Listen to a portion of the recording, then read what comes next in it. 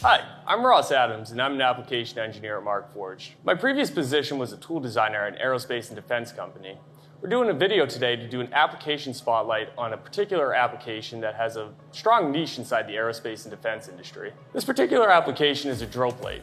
Drill plates go by a lot of different names throughout the industry. They could be drill guides, drill jigs, drill templates. What they're used for is to repeatedly drill a hole pattern onto a component. Just like any other type of tool, it makes a cumbersome operation much simpler.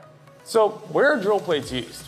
Well, they're used on operations that the drill needs to be done by hand or on the bench. So instances where the cart is too large for a CNC machine, or perhaps it's part of an assembly that you can't bring to the machine. Or it could be a composite layup where inherently through the manufacturing process, you need to do post-processing to achieve a hole pattern that mounts into the component. What are drill plates used for? Well, they're used to drill the locations of holes for things such as socket head cap screws, high locks, rivets, dowel pins, any type of fastener or locator that goes onto an aircraft. And these fasteners are used to assemble components such as brackets, clips, hydraulic lines, ductwork, bearings, door handles, all sorts of different components that go onto aircrafts. Now, why would you 3D print a drill plate versus machine one? Well, a lot of the times it makes sense to machine drill plates. These are instances where the geometry is going to be orthogonal and uniform hole patterns, so this is much simpler for a machining operation. But in aerospace, oftentimes we're dealing with contoured components to reduce aerodynamic drag.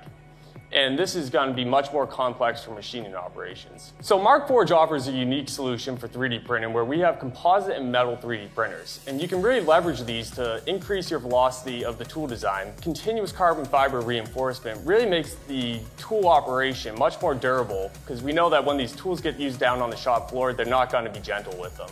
With continuous fiber, we can get the strength of aluminum but the lightweight of plastic, as well as non-marring features, so when we lay it up against the part, we're not going to scratch it. And it's just going to withstand and be much more durable than plastic tooling with other FDM-style 3D printing. The application that we'll be spotlighting today is located in this bracket onto the 6-inch aluminum tubing. Now this bracket requires 2 socket head cap screws, which are a 1/4-20 thread. So we're going to need a tool that drills the pilot hole and then taps it at 1/4-20. So the way the tool works is quite simple. We take the tool and we locate it onto the tubing.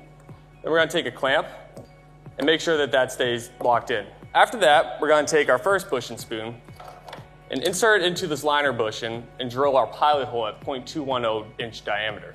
After we remove that, we'll take the second bushing spoon, which has a 1/4 inch ID, and we'll use this as our tap guide when we go in to tap it with 1/4-20. After that, we'll move on to the second hole, and then our operation is complete, and we can locate this bracket precisely onto the tubing. Now we are going to procure the tools for this operation. We will begin by printing the drill plate. Before we are able to print this tool, we need to prepare it in our slicing software called Eiger. We can take a CAD model in STL format, determine the orientation and material selection, then view the internal tool paths and selectively reinforce layers with continuous carbon fiber. Then we can select a printer and seamlessly start the print. After I receive a notification that my print is finished, I can walk over to the printer and easily remove it off of the print bed. Then we need to do some light post-processing steps to prepare the tool to be used on the shop floor. First, we are going to remove the tearaway supports, which can easily be done with a set of hand pliers. Then we are going to use a contrast filler to make the text more distinct from the part for tool number identification and operating instructions.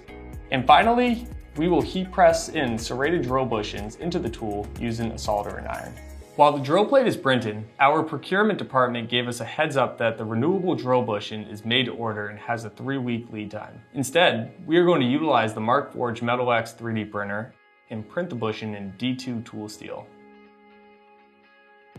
This is only a 2-hour print, so we can get it into the debinding station overnight and then into a sinter tube furnace the next day. After the bushing is sintered, we will do a quick touch-up and open up the ID to a tighter tolerance. This 3-day lead time is much more attractive than waiting 3 weeks from the supplier. Once we have all the details for the tool, we can assemble it together and do a tool tryout on the shop floor.